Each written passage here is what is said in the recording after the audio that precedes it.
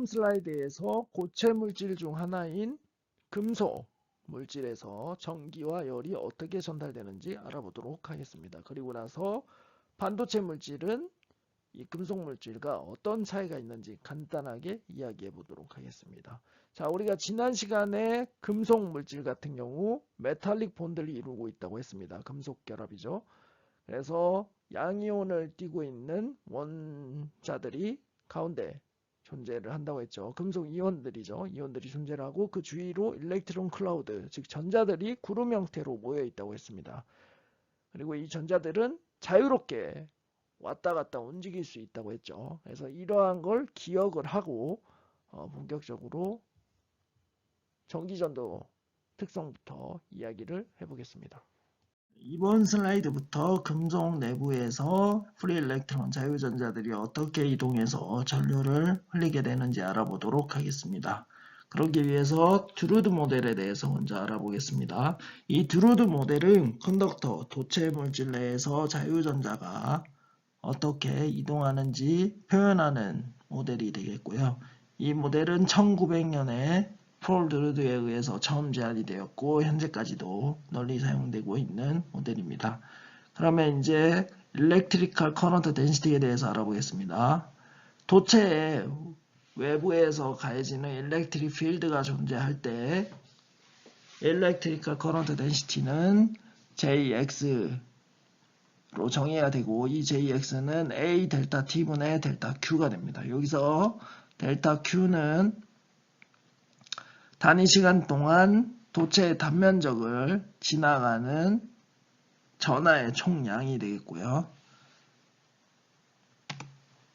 여기서 또 기억해야 될 점은 도체에서 일렉트릭 필드, 외부에서 가해진 일렉트릭 필드가 만약에 오른쪽에서 왼쪽으로 가해진다면 전자들은 일렉트릭 필드의 반대 방향으로 모두 특정 속도를 가지고 이동을 하게 됩니다.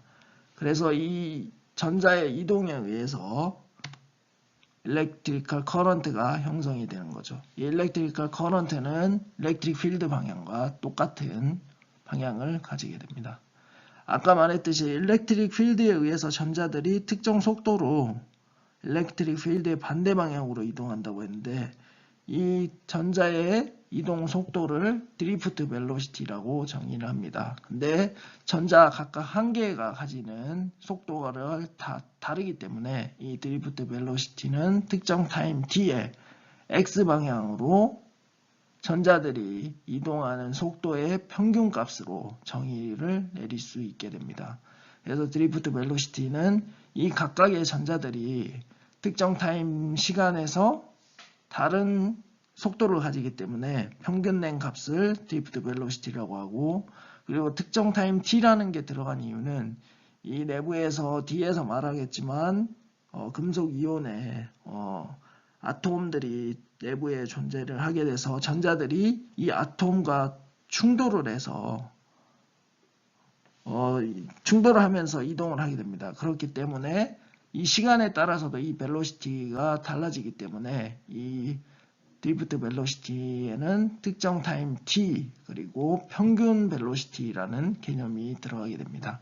그래서 이 드리프트 벨로시티 VDX는 n분의 1 곱하기 VX1 더하기 VX2 점점점점 VXN이라고 되어 있죠. 여기서 n은 전체 금속 물질 도체 내에 존재하는 전자의 총 개수가 되겠고 VX1, VX2는 각각 전자가 가지는 벨로시티를 의미하게 되겠습니다.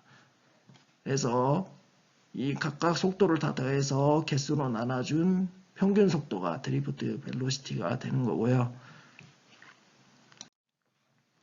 그러면 이 커런트 덴시티 JX는 A 델타 T분의 델타 Q가 어떻게 바뀌게 되는지 알아보도록 하겠습니다. 여기 분자에서 델타 Q가 ENA 델타 X로 바뀌어 있죠. 여기서 E는 일렉트리컬 차지로서 전자 한 개가 가지는 전하량이 되겠고, 여기 N은 보시는 것처럼 N 나누기 V로 되어 있죠. 여기서 대문자 N은 전체 도체 내에 있는 전자의 개수, V는 전체 도체 볼륨이 되겠습니다. 그래서 이 소문자 N은 단위 볼륨당 전자 개수가 되고 A는 단면적이죠. 그리고 델타 X는 이 델타 T 동안 전자가 이동할 수 있는 거리가 됩니다. 여기 그림에 보이는 것처럼. 그래서 델타 Q는 일렉트리컬 차지, 전자한계가 가지는 일렉트리컬 차지와 단위 면적단 일렉트론 개수, 그리고 이 단면적, 그리고 이 단위 시간 동안 이동할 수 있는 이 x 거리를 곱해서 구해질 수 있게 되죠. 그리고 나서 이 델타 x는 간단한 물리 개념으로 계산을 할 수 있게 되는데, 우리가 속도 곱하기 시간을 하면 이동한 거리가 나오죠. 그래서 이 델타 x는 v dx 드리프트 벨로시티 곱하기 델타 t로 바뀌게 됩니다. 그래서 최종적으로 커런트 덴시티 JX는 ENVDX로 간략화될 수가 있습니다. 여기서 E는 일렉트리컬 차지라고 했고, N은 단위 볼륨당 전자의 개수, VDX는 전자의 평균 드리프트 벨로시티입니다. 따라서 타임 디펜던트 커런트 덴시티는 JX 가로치고 T는 ENVDX T가 되겠죠. 여기서 제가 아까 앞서 말씀드렸는데 이 벨로시티가 뒤에서 설명드리겠지만 각각 도체 내에 존재하는 아톰들의 충돌을 하는 현상들이 발생하기 때문에 시간에 따라서도 이 속도가 달라져서 이 커런트 덴시티도 시간에 따라서 이렇게 정의를 할 수 있게 되는 것입니다. 여기서 E랑 N은 시간에 따라서 변하지 않죠. 변하는 것은 단지 이 VDX 드리프트 벨로시티라는 것을 기억하시면 좋겠습니다. 자, 이번 슬라이드에서 드루드 모델의 드리프트 벨로시티에 대해서 좀 더 자세히 알아보도록 하겠습니다. 앞선 그림에서는 간략하게 나타내기 위해서 드리프트 벨로시티가 그냥 직선 방향으로 이동하는 것처럼 그림에 표현되어 있었죠. 예를 들어서 일렉트릭 필드가 오른쪽에서 왼쪽으로 가해졌을 때 그러니까 일렉트론은 왼쪽에서 오른쪽으로 직선 방향으로 이동하는 것처럼 그림이 그려져 있었는데, 이 드루드 모델에서는 실제로 이렇게 전자가 이동하지는 않습니다. 이 드루드 모델에서 고려를 해야 될 부분은 첫 번째로 일렉트로스태틱 인터랙션입니다. 그러니까 여기 그림에 예시가 나와 있는데요. 여기 카파를 예시로 들었는데, 여기 녹색이 카파 이온이 되겠습니다. 전자를 이룬 카파 이온이 되겠고, 여기 빨간색이 전자가 되겠는데, 이 전자가 내부에서 일렉트릭 필드가 가해지지 않았다고 해서 가만히 있는 게 아닙니다. 가만히 있는 게 아니고 이 정전기적 힘, 그러니까 플러스 아이온과 이 마이너스 전자 사이의 정전기적 힘에 의해서 이 전자가 계속 움직임을 가지게 되는 거죠. 그리고 또 하나 눈여겨봐야 될 것은 이 초록색 카파 아이온의 화살표가 이쪽 양쪽 방향으로 나와 있죠. 이건 이제 레디스 바이브레이션을 의미하게 되는데, 이게 뭐냐, 온도를 가해줬을 때, 특정 온도가 있을 때 이 아톰 카파 이온은 가만히 있는 것이 아니고 이온에 의해서 바이브레이션이 일어나게 됩니다. 떨림 같은 게 일어나게 되는 거죠. 그래서 모든 이 카파 이온들은 바이브레이션을 하면서 이 전자를 정전기적 힘으로 끌어당기면서 계속 이동을 시키게 되는 거죠. 근데 일렉트릭 필드가 존재하지 않으면 이 전자는 결국 최종적으로 X방향으로 봤을 때 똑같은 위치에 돌아오기 때문에 전체적인 시간으로 봤을 때 커런트는 0이 되는 거죠. 그러니까 처음 시작부터 어떤 특정 시간이 흐른 후에 전자가 다시 제자리로 돌아오기 때문에 커런트가 흐르지 않는 것처럼 커런트가 빵이 되게 되는 거고, 만약에 일렉트릭 필드가 이쪽 방향으로 이렇게 가해지면 이 전자가 아까 말한 일렉트로스태틱 인터랙션에 의해서 이동하면서 동시에 일렉트릭 필드에 의해서 드리프트로 끌려가면서 전류를 형성하게 됩니다. 그러니까 이 일렉트릭 필드에 의한 드리프트 특성이 카파 이온과 전자 사이에 일렉트로스태틱 인터럭션보다 더 큰 힘을 가지기 때문에 최종적으로 델타 X만큼 전자가 이동하게 되고 전류가 만들어지게 됩니다.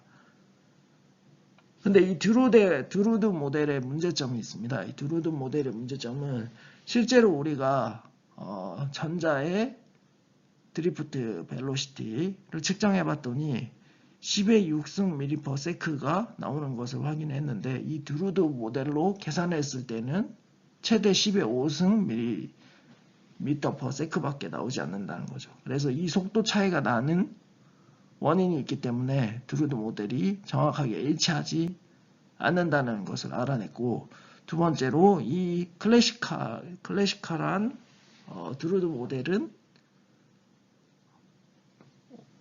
템퍼러처 인디펜던트 특성, 그러니까 일렉트론 벨로시티에 온도 영향을 받지 않는다는 것을 설명을 할 수가 없습니다. 왜냐하면 아까 말했듯이 이 카파 이온과 전자의 일렉트로스태틱 인터랙션이 드리프트 벨로시티에 영향을 준다고 했었는데, 결국 온도가 변하게 되면 이 카파 이온이 바이브레이팅 되는 앰플리튜드, 그러니까 크기 정도가 달라지기 때문에 분명히 이 온도에 따라서 드리프트 벨로시티에 영향이 크게 작용해야 되는데, 실제로는 거의 변화 없이 드리프트 벨로시티가 일정한 결과가 나왔다는 거죠.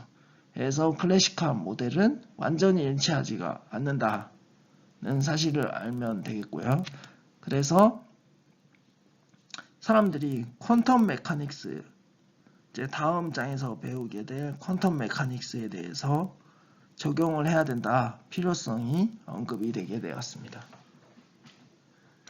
앞선 슬라이드에서 클래시컬한 드루드 모델을 이용해서 드리프트 벨로시티를 계산했을 때 실제 드리프트 벨로시티 값과 10배가량 차이가 나고 온도 의존성 특성도 좀 차이가 난다고 말씀을 드렸었는데, 이 부분은 양자역학을 배우면서 이유에 대해서 한번 알아보도록 하고, 지금 시간에는 이 클래시컬한 드루드 모델을 이용해서 드리프트 벨로시티를 계산을 해보도록 하겠습니다. 이 드리프트 벨로시티를 계산을 해야 추후에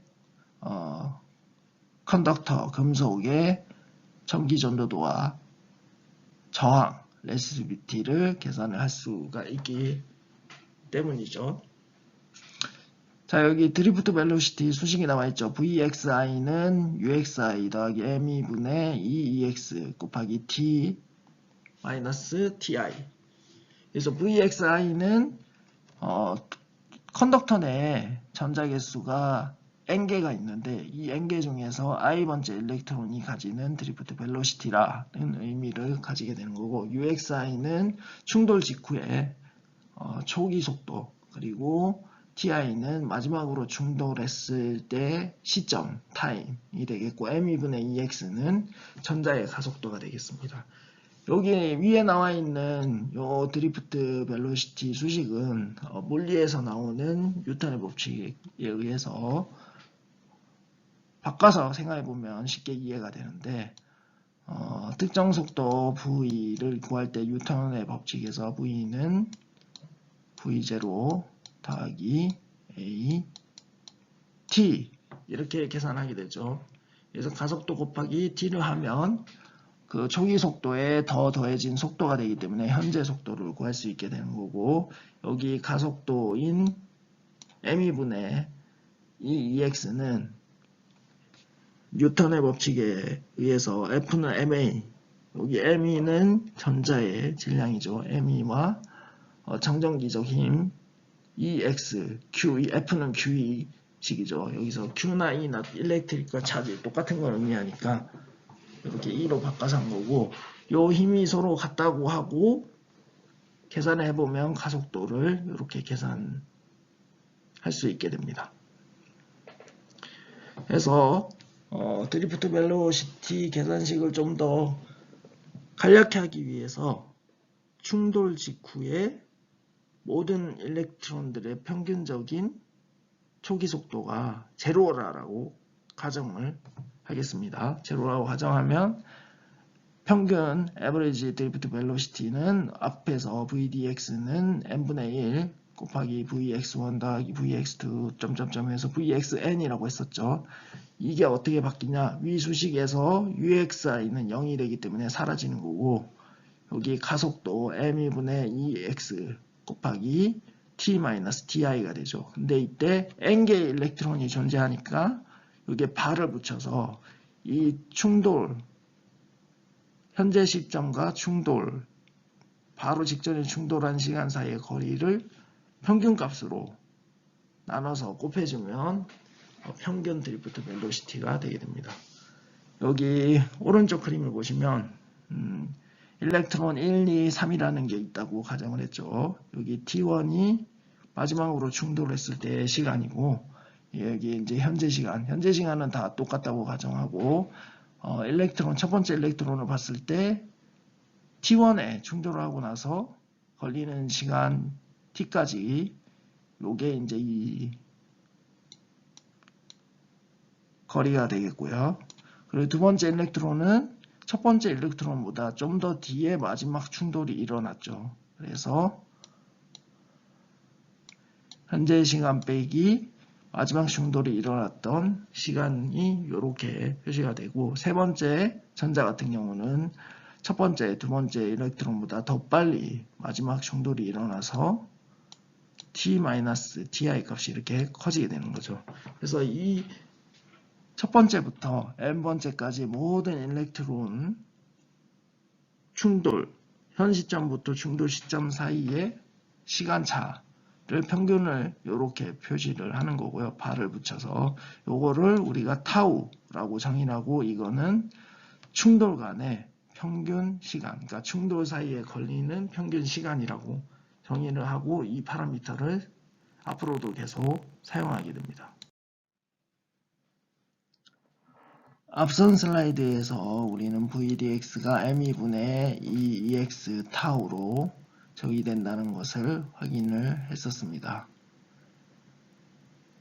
이 수식에서 m2분의 2 타우는 드리프트 모빌리티라고 정의가 되고요. 그래서 μd는 m2분의 2 타우가 됩니다.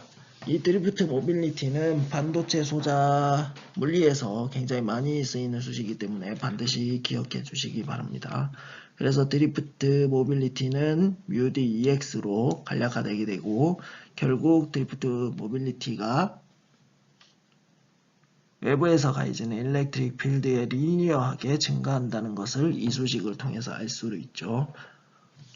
그 후에 이제 커런트 덴시티, 앞서 계산했던 커런트 덴시티 JX는 EMVDX에서 VDX 대신 MUDEX를 대입하면 EMMUDEX가 되고, 여기서 컨덕티비티를 EMMUD로 정의해서 사용하게 됩니다. 그러면 JX는 컨덕티비티 곱하기 일렉트릭 필드로 계산이 되게 되죠. 만약에 전자의 스캐터링 횟수가 줄어들게 된다면 금속 내에서 충돌 간의 평균 시간이 길어지게 되죠. 이 말은 요 수식에 따라서 드리프트 모빌리티가 증가하게 되고 컨덕티비티가 증가하게 됩니다. 하지만 드리프트 모빌리티가 무조건 크다고 전기전도도가 증가하는 것은 아닙니다. 왜냐? 이 전기전도도는 일렉트론 콘센트레이션에도 영향을 받기 때문이죠. 이 드리프트 모빌리티가 증가하더라도 이 전자의 농도가 감소하면 전기전도도는 오히려 떨어질 수도 있다는 걸 기억해 주시면 고맙겠습니다. 그럼 문제를 한번 풀어보도록 하겠습니다. 문제는 카파의 전자의 드리프트 모빌리티와 민 스캐터링 타임을 계산해 보시오. 이때 컨덕티비티와 덴시티 그리고 아토믹 매스 값을 주어줬습니다. 솔루션을 볼까요? 그러니까 계산을 하기 전에 우리가 꼭 알아야 될 수식 두 개가 있다고 아까 앞에서 말씀드렸던 있죠. 컨덕티비티는 En 곱하기 μd 그리고 μd는 me 분의 2타우. 그럼 여기서 우리가 알고 있는 값은 컨덕티비티 값 그리고 덴시티 아토믹 매스가 되죠.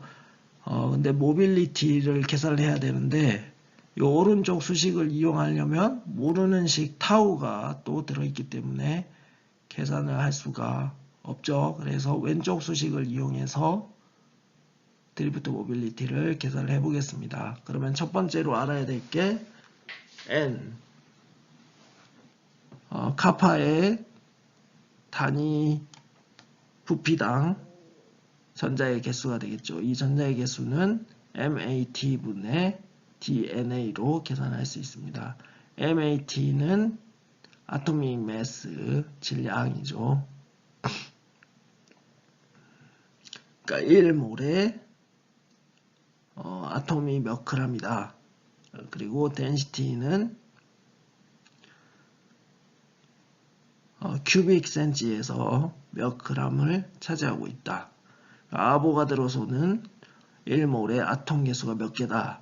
이걸 의미하기 때문에 계산을 해보면 8.5 곱하기 10의 22승 일렉트론이 큐빅 센치 안에 큐빅 세제곱 안에 들어있다는 것을 알 수 있죠. 그럼 이 수식을 이용해서 드리프트 모빌리티를 계산합니다. En분의 여기 컨덕티비티 식을 이용해서 계산하면 43.4 센치 제곱 퍼 볼트 세크가 되죠. 그리고 이 식을 이용해서 여기 있는 이 식을 이용해서 변환해서 타우는 2분의 뮤디 ME야 돼서 쭉 계산을 할 수 있죠. 여기서 ME는 우리가 아마 1주차 수업에서 표를 통해서 알려줬던 것 같은데 모든 전자의 질량은 똑같습니다. 9.1 곱하기 10의 마이너스 31kg 해서 결국 요 민 스캐터링 타임이 2.5 곱하기 10의 마이너스 24 승세크로 계산이 되게 됩니다. 이때 만약에 일렉트론의 민 스피드, 평균 스피드 U가 1.5 곱하기 10의 6승 미리 퍼 세크다. 그러면 민 프리 패스가 얼마냐? 그러면 이제 계산을 어떻게 하죠? 이 민 프리 패스는 요 민 스피드 곱하기 타우, 민 스캐터링 타임이 되는 거죠. 그래서 37나노로 계산을 할 수가 있습니다. 그럼 여기서 숙제를 내드리도록 하겠습니다. 숙제 두 가지인데요. 첫 번째 문제는 구리에서 드리프트 벨로시티가 민 스피드의 0.055% 이때 전기장의 크기는 얼마인지 계산하시오. 그리고 구리의 전기 전도도가 5.9 곱하기 10의 5승 퍼 옴 센치이면 전류 밀도는 얼마일까요? 두 번째 문제는 은의 전자가 가지는 드리프트 모빌리티 민 스캐터링 타임 민 프리 패스를 계산하시고 은의 밀도랑 원자 질량이랑 전기 전도도 그리고 민 스피드에는 각각 제가 주어졌습니다. 한번 생각해보고 숙제를 풀어보시기 바랍니다. 자, 그러면 금속 물질의 전기 전도도, 즉 저항이 온도에 어떻게 영향을 받는지 이야기를 해보도록 하겠습니다. 자, 제가 아까 앞에 슬라이드에서 드루드 모델은 Temperature Independent Behavior in Electron Velocity라고 이야기를 했습니다. 즉 전자의 속도가 온도에 무관한 것을 드루드 모델이 반영을 하지 못한다고 이야기를 했었죠. 근데 이 얘기가 전기 전도도나 저항이 온도에 영향을 받지 않는다는 얘기가 아닙니다. 그냥 전자의 움직임을 봤을 때 그런 부분들을 반영을 할 수 없다고 이야기를 한 겁니다. 드루드 모델에서는요. 그래서 양자역학이 필요하다고 한 거고요. 이건 별개 얘기니까 좀 차별을 두고 이해를 하시면 될 것 같고요. 그래서 일단 금속 물질 내에는 프리일렉트론들이 굉장히 많기 때문에 좋은 도체로 알려져 있죠. 그리고 똑같이 금속 물질 내에서는 열을 전자를 통해서 전달하기 때문에 열 전도도도 굉장히 좋은 물질입니다. 그래서 금속 물질에서는 열 에너지가 전자에 의해서 전달이 됩니다. 예를 들어서 여기 지금 금속 물질이 있죠. 그리고 여기 이온이 있죠. 금속 이온인데 포지티브 차지를 띠고 있고 여기 일렉트론들이 존재합니다. 그리고 한쪽에 뜨겁게 해주고 한쪽에 차갑게 해주면 당연히 열이 뜨거운 데서 차가운 데로 이동을 하겠죠.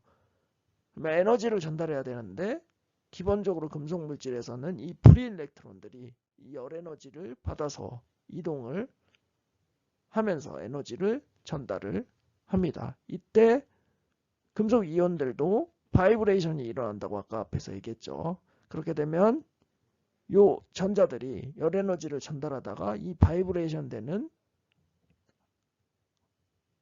아톰과 충돌을 할 수가 있죠. 그렇게 되면 전기전도에 영향을 받겠죠. 그래서 뒤에 이어지는 슬라이드에서 과연 이 전기전도도 저항이 온도에 어떻게 영향을 받는지 알아보도록 하겠습니다. 그렇다면 순수 금속에서 전기전도도 또는 저항의 온도 의존성에 대해서 알아보도록 하겠습니다. 그러기 위해서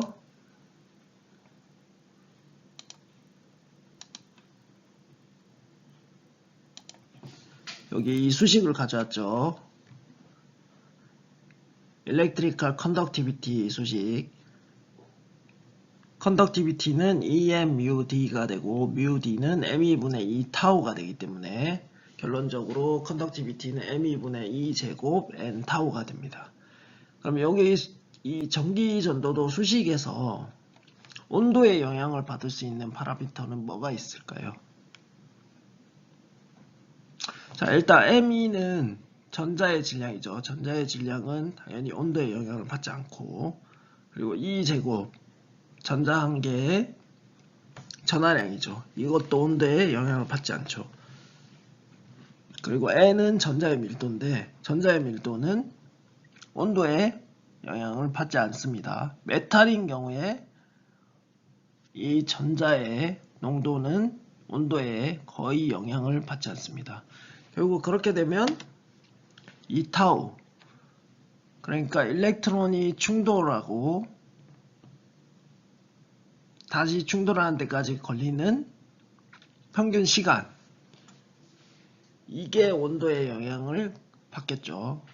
그러면 우리가 금속 이온의 전기 전도도 또는 저항의 온도 의존성을 알아보기 위해서는 이 타우의 온도 의존성을 알아보는 게 우선이겠죠. 그러기 위해서 이 타우에 대한 정의를 살펴보면 이 타우는 쉽게 말해서 하나의 스캐터링 프로세스가 일어나는데 걸리는 시간이죠. 그러니까 전자가 마지막으로 이렇게 충돌한 이후에, 그러니까 뭐 바이브레이션 하는 아톰과 충돌한 이후에 다음 바이브레이션 하는 아톰과 충돌하는 데까지 걸리는 시간이죠. 그래서 우리가 이 타우의 온도 의존성을 알아보기 위해서 이 하나의 원 스캐터링 프로세스에 대해서 먼저 살펴보도록 하겠습니다.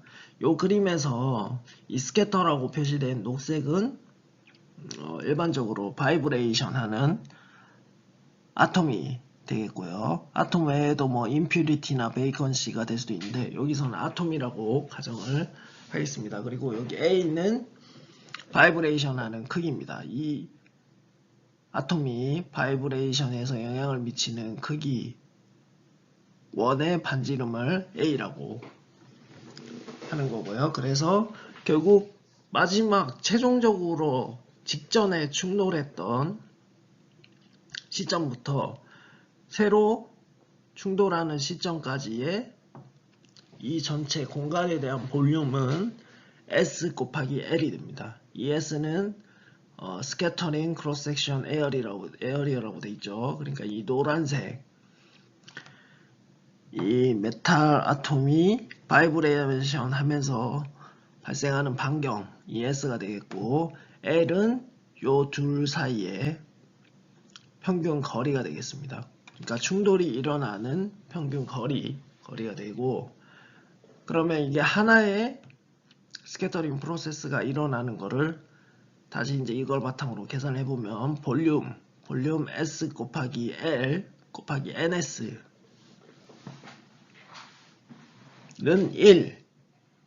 1이라는 식이 만들어지게 되겠죠. 여기서 NS는 스캐터의 컨센트레이션인데 우리는 원 스캐터링 프로세스에 대해서만 먼저 살펴보기로 했기 때문에 이 NS를 넣어주고 는 1이 되는 겁니다.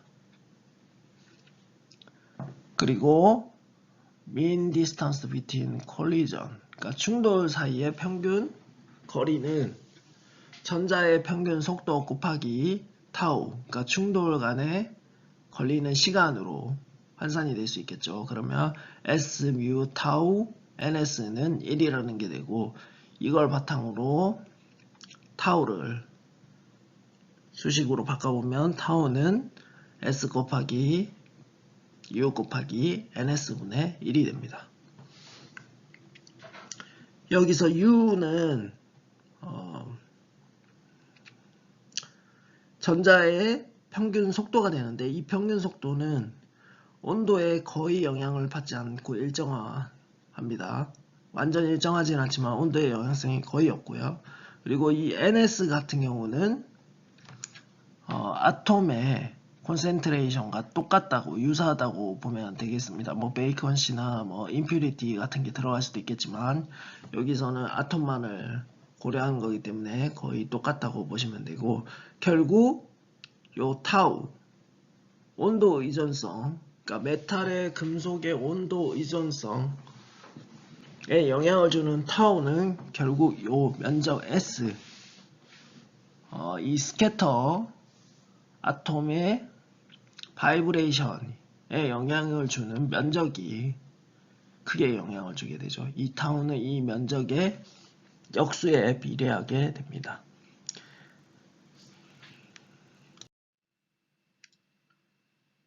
앞선 슬라이드에서 타우가 열적으로 바이브레이션하는 아톰이 영향을 미치는 영역 S에 반비례한다고 말씀을 드렸었죠.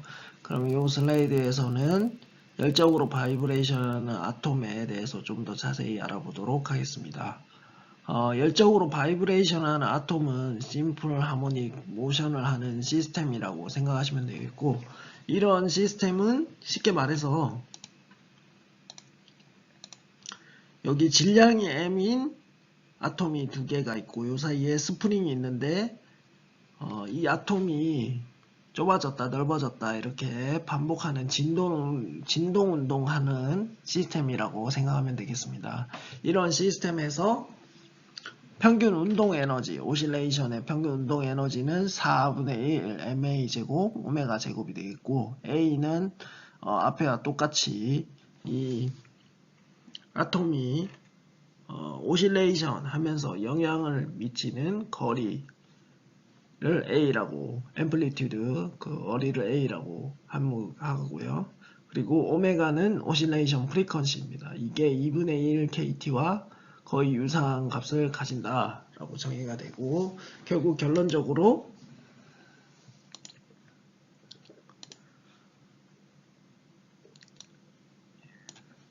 이 바이브레이션의 앰플리튜드 A 제곱은 T와 비례를 하게 되죠. 즉 템퍼러처가 증가하면 증가할수록 이 바이브레이션 하는 앰플리튜드는 점점 증가하게 됩니다. 그래서 앞에서 타우 수식을 다시 한번 가져와 봤는데요. 그럼 타우는 SUNS분의 1이 되고 이 S는 파이 A 제곱으로 면적이 계산이 되기 때문에 결국 타우는 파이 A 제곱 뮤 NS분의 1이 됩니다.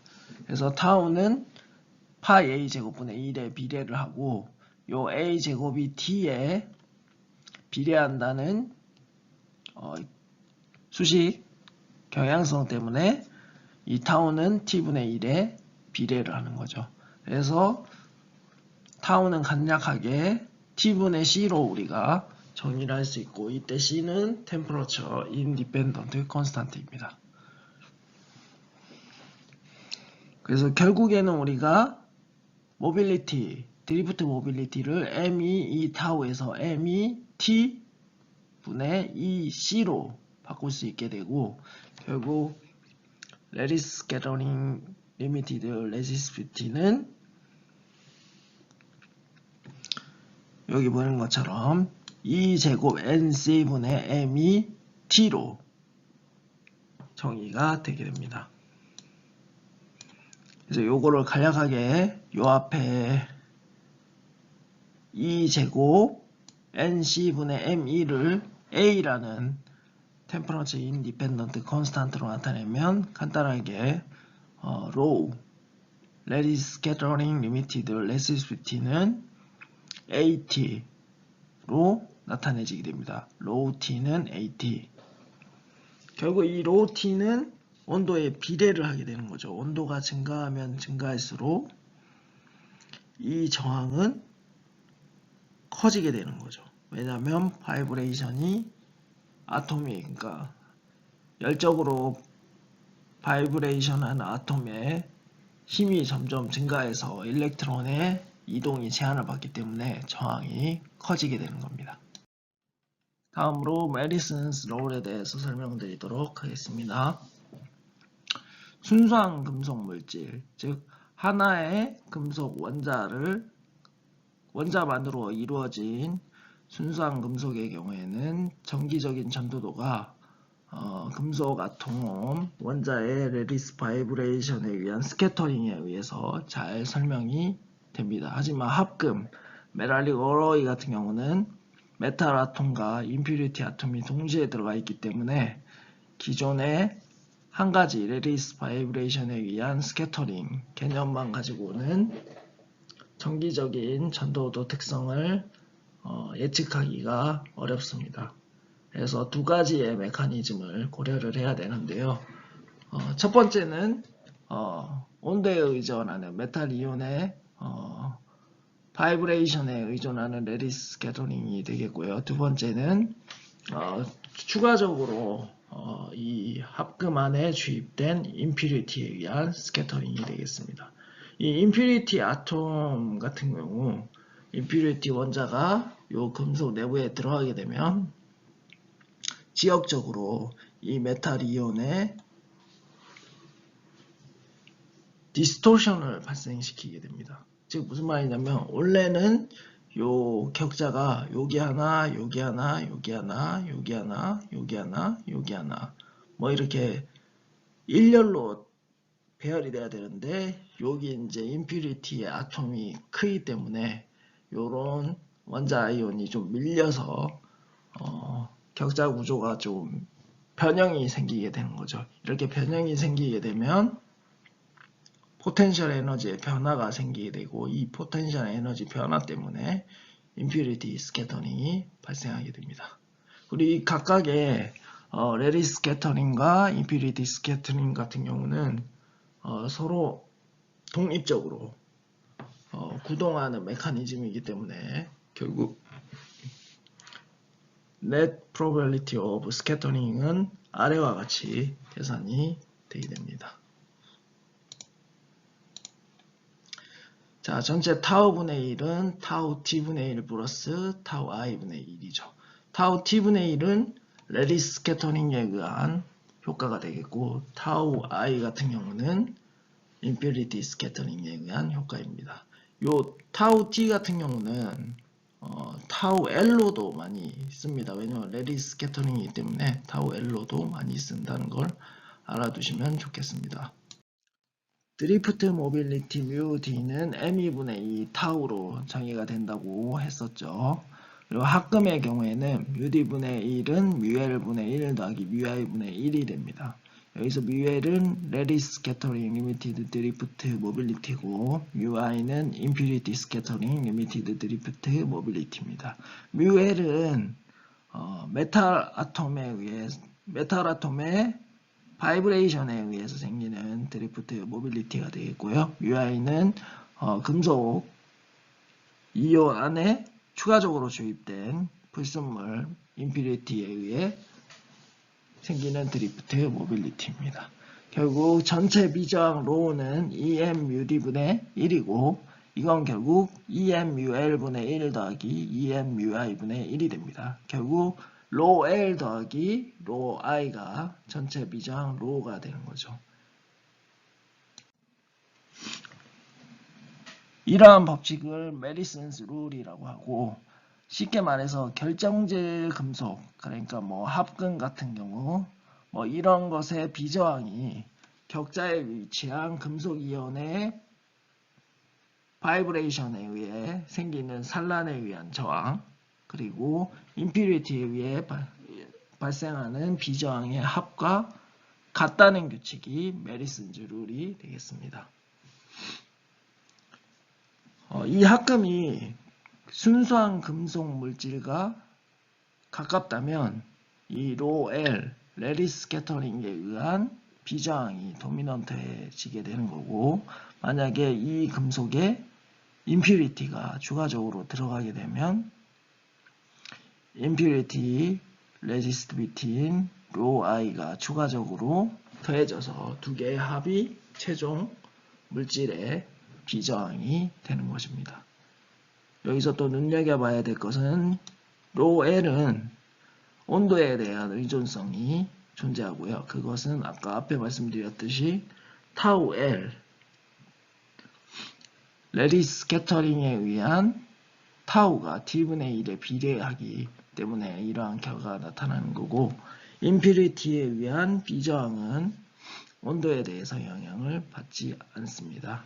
그래서 최종적인 저항 로는 로 L 더하기 로 R이라고 했었죠. 이거를 좀 더 간략하게 수식으로 나타내면 어떤 파라미터 A 곱하기 T 더하기 B가 되는 거죠.